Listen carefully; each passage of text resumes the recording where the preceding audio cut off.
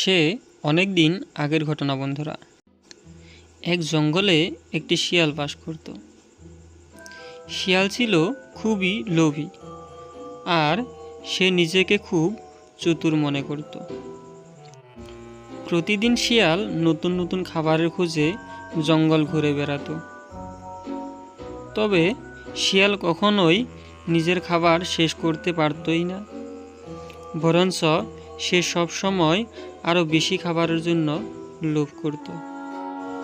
একদিন লোভী শিয়াল জঙ্গলের মাঝে একটা বড় গাছের নিচে অনেক ফল পেয়ে গেল। গাছটি ছিল মিষ্টি আমে ভর্তি, আর আমগুলোর গন্ধও ছিল অসাধারণ, খুব মিষ্টি গন্ধ ছিল।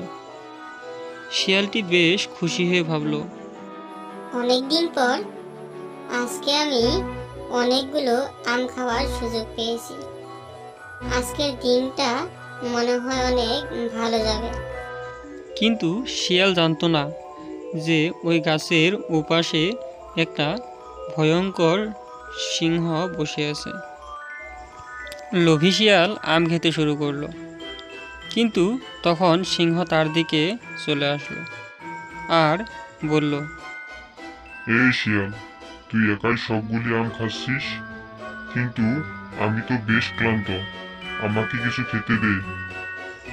সিংহের কথা শুনে শিয়ালটি ভয় পেয়ে গেল, কিন্তু তখনই তার মাথায় এক চতুর বুদ্ধি এলো।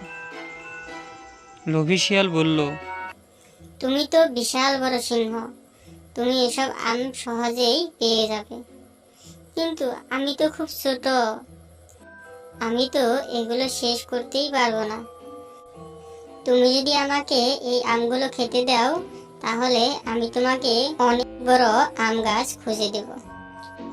লোভী শিয়ালের কথায় সিংহ রাজি হয়ে গেল এবং শিয়ালকে আরও কিছু সময় আম খেতে দিল। লোভী শিয়ালের আম খাওয়া শেষ হওয়ার পর লোভী শিয়াল সিংহকে বলল, আমি এখানে একটা অনেক বড় আম গাছ দেখেছি, সেখানে অনেকগুলো মিষ্টি আম আছে। বোকা সিংহ লোভী শিয়ালের কথা বিশ্বাস করে শিয়ালের পিছনে পিছনে যেতে লাগলো। কিন্তু যেই না তারা গাছের দিকে গেল, শিয়ালটি দ্রুত পালিয়ে তার গর্তের ভিতরে চলে গেল এবং সিংহটির কাছ থেকে অনেকটা খাবার নিয়ে চলে গেল। সিংহ অনেক চেষ্টা করেও শিয়ালের গর্তে ঢুকতে পারল না।